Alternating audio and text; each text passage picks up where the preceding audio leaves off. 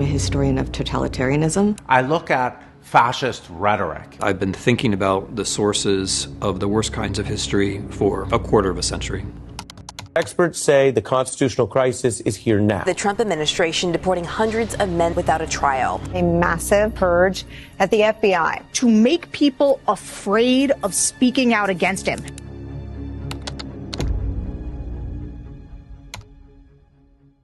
I'm leaving to the University of Toronto because I want to do my work without the fear that I will be punished for my words. The lesson of 1933 is you get out sooner rather than later. I've spent a lot of time in the last decade trying to prepare people if Trump were elected once, let alone twice. Look what happened. Is this crazy? I did not flee Trump, but if people are going to leave the United States or leave American universities, there are reasons for that. One thing you can definitely learn from Russians is that it's essential to set up centers of resistance in places of relative safety. We want to make sure that if there is a political crisis in the U.S., that Americans are organized. We've just gotten started. You haven't even seen anything yet. It's all just kicking in. My colleagues and friends, they were walking around and saying, we have checks and balances, so let's inhale, checks and balances, exhale, checks and balances. And I thought, my God, we're like people on the Titanic saying our ship can't sink. We've got the best ship, we've got the strongest ship, we've got the biggest ship, our ship can't sink. And what you know as a historian is that there is no such thing as a ship that can't sink.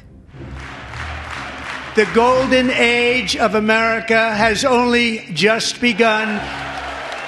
America has long had an exceptionalist narrative. Fascism can happen elsewhere, but not here. But talking about American exceptionalism is basically a way to get people to fall into line. If you think that there's this thing out there called America, and it's exceptional, that means that you don't have to do anything.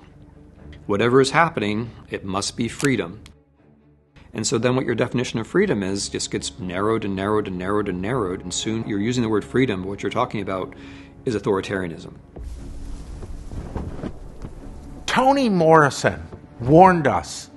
The descent into a final solution is not a jump. It's one step. And then another. And then another. We are seeing those steps accelerated right now.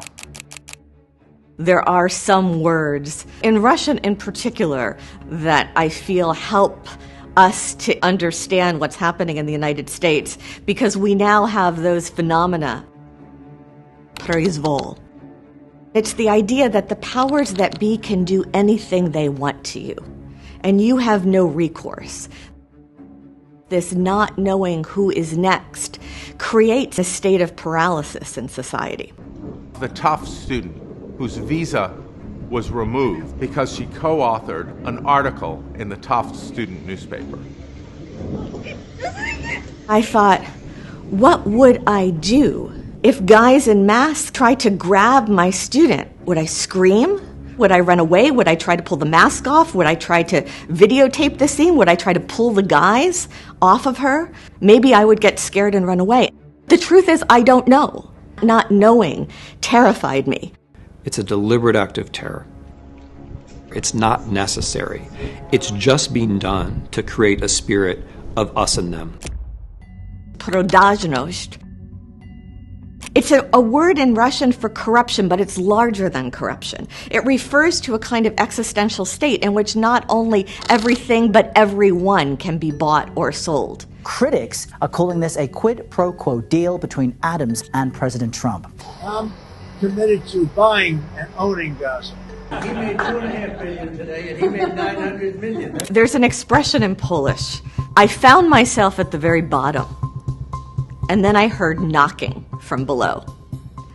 In Russian, that gets abbreviated to there is no bottom. We cannot allow a handful of communist radical left judges to obstruct the enforcement of our laws. What starts to matter is not what is concealed, but what has been normalized. There's no limit to the depravity. President Trump did not rule out the possibility of a third term. And the sadism. The White House released this video titled ASMR, Illegal Alien Deportation Flight. And the cruelty that we are watching now play out in real time. This facility is one of the tools in our toolkit that we will use. You have to continually ask yourself the question, is this okay?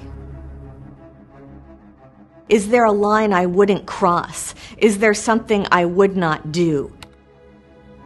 People say, oh, the Democrats should be doing more, they should be fixing things. But if you want the Democrats to do things, you have to create the platform for them. You have to create the spectacle, the pageantry, the positive energy, the physical place where they can come to you. Poland recently went through a shift towards authoritarianism. Unlike in Russia, unlike in Hungary, the media remained a place in Poland where you could criticize the regime. And as a result, democracy returned. The moral of Poland is that our democratic institutions, the media, the university, and the courts are essential. You know you're living in a fascist society when you're constantly going over in your head the reasons why you're safe. What we want is a country where none of us have to feel that way.